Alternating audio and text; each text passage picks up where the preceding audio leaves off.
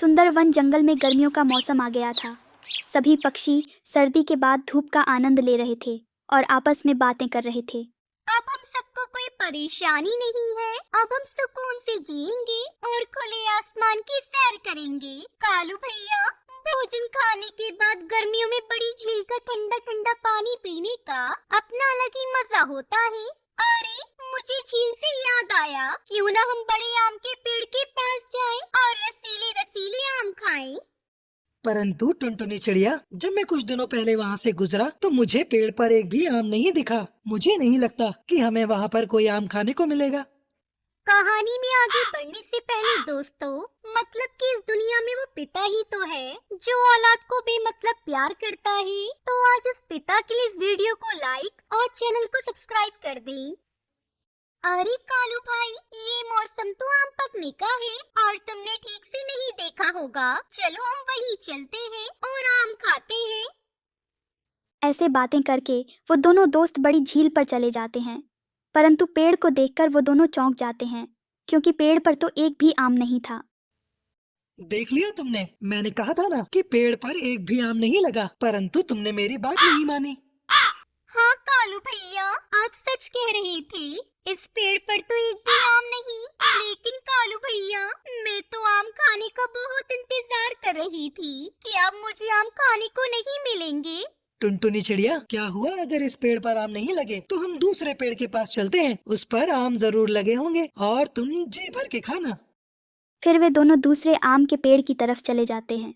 ये क्या टुनटुनी, इस पेड़ पर भी आम नहीं लगे हैं, अब हम आम कैसे खाएंगे? हमारी नजर में ये 2 आम के पेड़ थे और इन पर भी आम नहीं लगे। लगता है इस बार की गर्मी बिना आमों के बितानी पड़ेगी।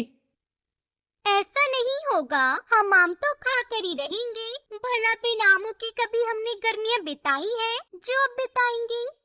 क्या टुनटुनी बहन, आप कोई जादू करना जानती हो जो हमारे सामने जादू से आम प्रकट कर दोगी? नहीं नहीं, मुझे कोई जादू करना नहीं आता। कालू भैया, आपको याद है जब हम एक बार दूर के जंगल गए थे तो हमें एक छोटा सा आम का पौधा मिला था। अब तो वो पौधा बड़ा हो गया होगा और उस पर आम भी लग गए होंगे। हाँ हाँ, मुझे याद आया। भला मैं उस छोटे से पौधे को कैसे भूल सकता हूँ। आपने उसकी बहुत देख रेख करी थी। जब भी वहाँ से गुजरा करती तो उस नन्हे पौधे को जरूर पानी दिया करती। तो बस हम कल उसी पेड़ के पास जाएंगे और खूब सारे मीठे मीठे आम खाएंगे। फिर वो दोनों दोस्त अपने अपने घरों को वापस लौट जाते हैं। तभी कालू कौवे की पत्नी सुंदरी कौवी कालू से कहती है, कालू जी, पूरे जंगल में बस 2 ही आम के पेड़ हैं और उन पर भी इस बार आम नहीं लगे। तो सुंदरी, आप कहना क्या चाहती हैं? आम तो हमने इस पेड़ से खा लेने हैं, फिर आपको कैसी चिंता? मैं बस इतना चाहती हूँ कि हम दोनों के सिवा कोई और पक्षी इस पेड़ के आम न खा सके। ये नहीं हो सकता। जैसे ही जंगल के पक्षियों को इस पेड़ पर आम दिखेंगे तो वो उड़ उड़ कर आएंगे। उनको कौन रोक सकता है? रोकेगा कालू जी, रोकेगा। ये पेड़ ही किसी को अपने आम नहीं खाने देगा। आप बस देखते जाओ। ऐसे कहकर सुंदरी कौवी कालू कौवे को उसी आम के पेड़ के पास ले जाती है जिस पर बहुत सारे आम लगे थे, और उस पेड़ से कहती है, सुन बे आम के पेड़, आज से तू हमारी हर बात मानेगा और हमारे सिवा किसी को भी अपने आम नहीं खाने देगा, खासकर उस टुनटुनी चिड़िया और उसके दोस्तों को। नहीं, मैं आप दोनों की बातें नहीं मानूंगा। मैं एक सच्चा और अच्छा आम का पेड़ हूँ। पक्षियों को अपने आम देकर मुझे बड़ी खुशी मिलती है। तेरी खुशी मैं अभी निकालती हूँ। जब यहाँ रहेगा ही नहीं तो फल किसे देगा? कालू जी, अभी इस पेड़ को जड़ से काट फेंको। सुंदरी, आप यहीं पर रहो, मैं अभी घर से कुल्हाड़ी लेकर आता हूँ और एक ही बार में इसे जड़ से काट फेंकता हूँ। उन दोनों की ऐसी बातें सुनकर बेचारा आम का पेड़ डर जाता है। नहीं नहीं, मुझे मत काटना। तुम जैसा कहोगे मैं वैसा ही करूँगा। किसी और पक्षी को अपने आम नहीं खाने दूंगा। अब आया ना मजा। अगर किसी पक्षी को भूल कर भी आम खिलाए तो याद रखना, हमसे बुरा कोई नहीं होगा। ऐसे कहकर कालू और सुंदरी वहां से अपने घोंसले में आ जाते हैं। अगली सुबह टुनटुनी चिड़िया और टूनी चिड़िया उसी पेड़ पर आम खाने के लिए जाते हैं। रास्ते में टुनटुनी चिड़िया टूनी चिड़िया से कहती है, टूनी बहन, पता है कल मैं कालू भाई के साथ ही आम का पेड़ देखने आई थी और मैंने उन्हें इसी आम के पेड़ के बारे में बताया, लेकिन पता नहीं क्यों आज वो हमारे साथ नहीं आई। इतने में टुनटुनी चिड़िया और टूनी चिड़िया उस पेड़ के पास पहुंच जाती है। अरे वाह, इस पेड़ पर तो ढेर सारे आम लगे हैं। चलो टूनी, अब जी भरकर आम खाते हैं। हाँ टुनटुनी, आम तो ढेर सारे लगे हैं, अब मैं जी भरकर आम खाऊंगी। फिर टूनी चिड़िया आम तोड़ती है कि तभी पेड़ को कालू और सुंदरी की बातें याद आ जाती हैं और वो जोर जोर से हिलकर उन दोनों को जमीन पर गिरा देता है। नहीं नहीं, आप सब मेरे आम नहीं खा सकते। पेड़ जी, हमारे जंगल में एक भी आम नहीं लगा, तो हमें अपने आम खाने दे, हम बड़ी दूर से आए हैं। नहीं नहीं, मैं किसी भी पक्षी को अपने आम नहीं खाने दूंगा। मैं वही चिड़िया हूँ जो आपको हर रोज नदी से पानी दिया करती थी, कि आप इतनी जल्दी भूल गए। हाँ, मुझे सब याद है, मैं कुछ नहीं भूला। थोड़ा सा पानी क्या दे दिया तो मुझ पर अपना हुक्म जमाओगी? नाना पेड़ जी, मैं आप पर अपना हुक्म नहीं जमा रही। अगर आपको हमें आम नहीं देने तो मत दो, हम खाली पेट ही लौट जाते हैं। बेचारा आम का पेड़ तो बहुत दुखी था क्योंकि वो टुनटुनी चिड़िया को आम खिलाना चाहता था, परंतु वो चुप रहता क्योंकि कालू और सुंदरी कौवी ये सब छिपकर देख रहे थे। फिर वो दोनों चिड़िया वहां से चली जाती है। तभी टुनटुनी चिड़िया टुनी चिड़िया से कहती है, टूनी तुम जाओ, मैं थोड़ी देर में आती हूँ। टुनटुनी तुम कहाँ जा रही हो? मुझे कुछ दाल में काला लगता है, वरना वो पेड़ हमको आम देने से कभी मना नहीं करता। मैं वहीं जा रही हूँ।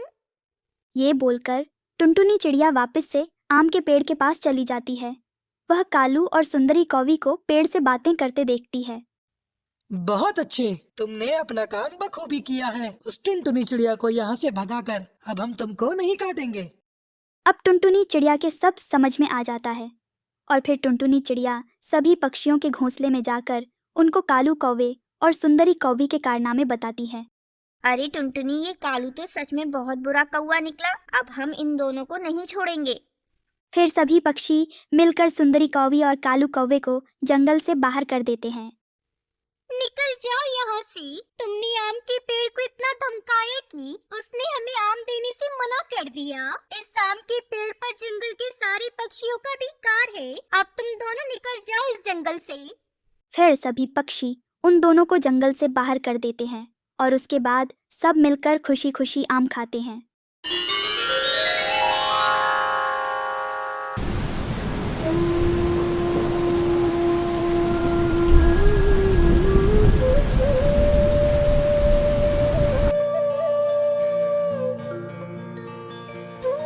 बेटा कालू, अब तू बड़ा हो गया है तो मैं चाहती हूँ कि तू शादी कर ले और तेरी शादी करने के बाद घर में बहू आएगी, घर में बच्चे होंगे तो घर में और भी मन लगेगा। मेरा बहुत मन करता है कि मैं तेरे बेटे को अपनी गोद में खिलाऊं।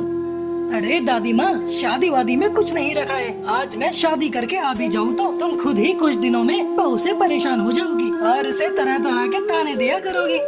नहीं बेटा, ऐसा कुछ भी नहीं है। मैं उसका बहुत ख्याल रखूंगी और उसे हमेशा ही खुश रखा करूंगी।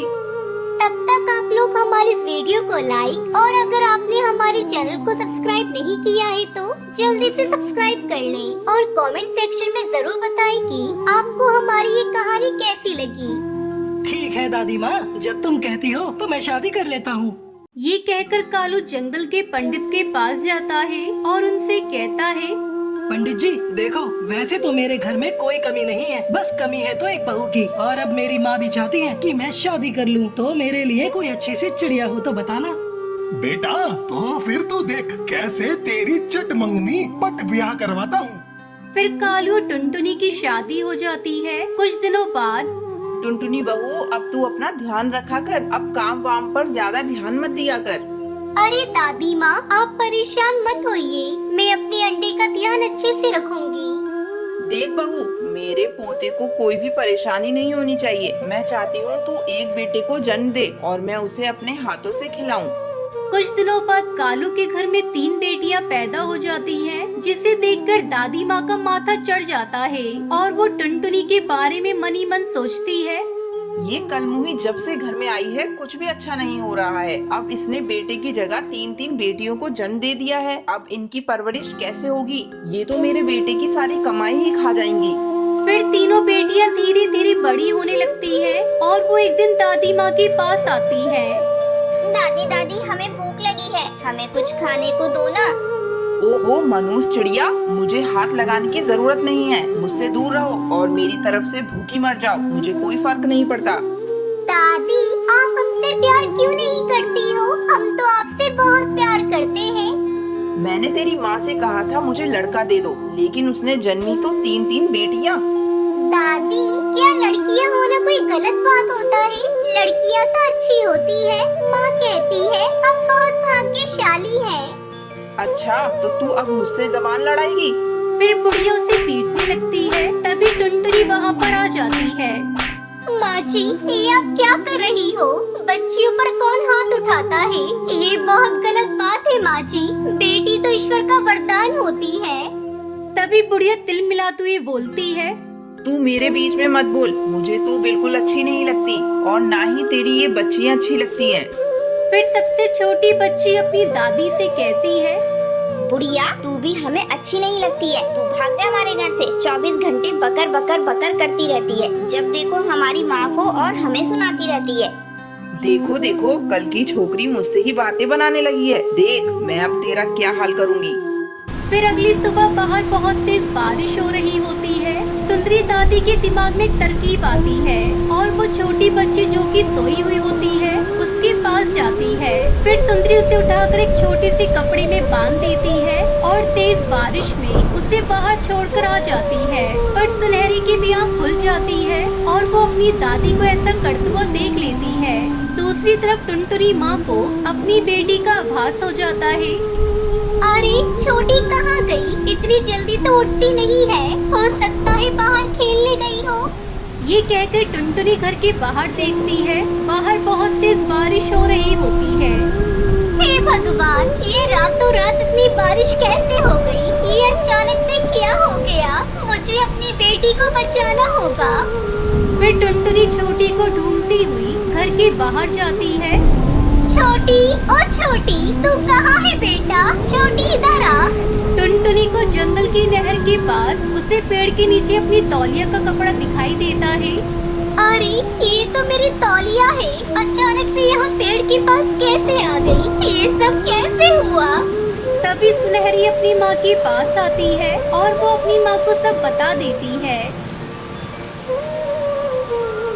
ये सुनकर टुनटुनी गुस्से से अपनी सास से बोलती है, माँ जी, अगर आपको मेरी बेटियाँ पसंद नहीं है तो मैं तुम्हारे घर को छोड़कर चली जाती हूँ। पर तुमने आज मेरी छोटी बेटी मुझसे छीनी है। तुम्हें बेटियाँ पसंद नहीं है ना? जबकि तुम खुद एक बेटी रही होंगी। माँ जी, आपने मेरे साथ ऐसा क्यों किया? भगवान आपको कभी माफ नहीं करेंगे। इतना सुनते ही सुंदरी की आंखों में आंसू आ जाते हैं और वो कहती है, मैंने तुम लोगों के साथ कभी भी अच्छा नहीं किया, फिर भी तुम्हारी बातों ने मेरा दिल जीत लिया और मुझे पता चल गया कि बेटा और बेटी सब एक जैसे होते हैं, उनमें कोई भेदभाव नहीं होता। उस दिन के बाद से पूरा परिवार खुशी खुशी एक साथ रहने लगता है।